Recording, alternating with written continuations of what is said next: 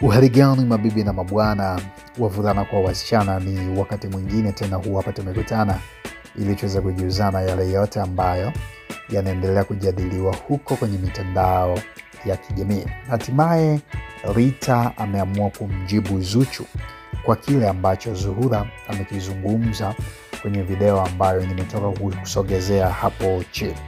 Baada ya Zuchu kumtupia kijembe Rita, leo Rita kamjibu kupitia Insta story yake akisema kwamba nasikia bibi Kifute na mwanae shangazi Kinganga tu aka muongaji wa wanaume wa taifa wameungana kugombania ndoa kwa nguvu. Wamekosa hata haya ya uso na sura zao kama hii emoji, aliweka emoji fulani hivi. Naona limekukaa kooni hilo swala la kodi, nikupe umbea. Ishalipwa muda sana. Mimi sio wewe ambaye hata ukimkuta mwanaume kamlala mtoto wa kaka yako bado akikuomba msamaha utamsamehe. Hata ukimkuta kamlala aliyekuleta duniani bado utamsamehe. Sasa wewe si mwenda wazimu, unajiona una akili? Hakuishia hapo, akaendelea kwa kusema kwamba unahitaji matibabu. Wanasaikolojia, hii ni serious.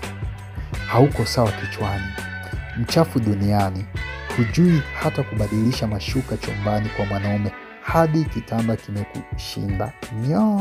Jamani, bora mmoja asiwe na akili kuliko familia nzima ikakosa akili. Sasa Rita hapa ameenda mbali kweli kweli na kudai ya kwamba ni bora mmoja asiwe na akili kuliko familia nzima ikakosa akili. Ulikuwa ni ujumbe wa Rita kwenda kwa Zuchu baada ya kile ambacho kinasemekana vita yote hii ni sababu ya Biggie ambaye ni Diamond Platnumz kaacha kumlipia kodi Rita. Sasa Rita anatusanua na kudai ya kwamba kodi ilishalipwa kitambo sana.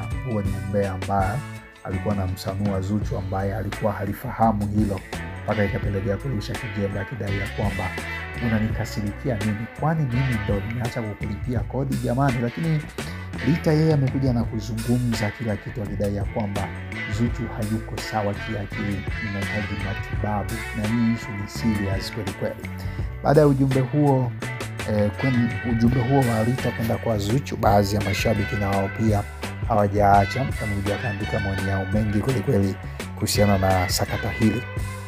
Huyo akaja akaandika akisema kwamba hii ni kali jamani, hawa wana kasi kweli kweli, kumbe makubwa haya.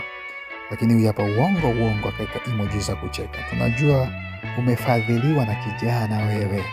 Lakini huyu hapa by the way akaja akaandika maoni yake akisema kwamba kwani huyu anapata wapi nguvu ya kuongea maneno yote haya jamani, mbona mnamzalilisha kisa nini sasa?